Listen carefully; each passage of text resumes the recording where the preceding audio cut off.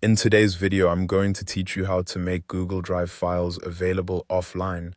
If you ever need to access an important file when your internet connection is weak or completely unavailable, this is a very useful feature to know. Making a file available offline lets you open it later without needing to be connected, which can be especially helpful when traveling, working remotely, or preparing for meetings on the go. I'll walk you through the process clearly so you can do it in just a few clicks. To begin, go to your Google Drive homepage. This is the main screen where all of your folders, recent items, and stored files can be accessed. Once you're there, take a moment to make sure you're in the correct Google Drive account, especially if you use more than one account for work or personal files. Next, look to the left-hand column and click on My Drive. This section contains the files and folders you've created, uploaded, or organized in your main drive space. Opening My Drive helps narrow your view so you can more easily find the specific file you want to prepare for offline access. Once you're inside My Drive, locate the file you want to make available offline. When you've found it, click on the three dots next to that file.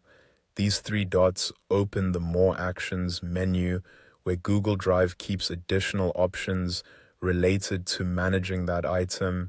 If you don't immediately see the file, you may want to pause for a moment and scroll through your folders carefully before continuing. After the menu opens, click on Make Available Offline. As soon as you select that option, Google Drive will begin preparing the file so it can be accessed even when you're not connected to the internet.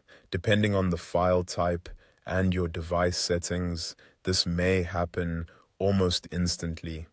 That's all you need to do. Once the file has been made available offline, you'll be able to work with it more reliably when you don't have internet access.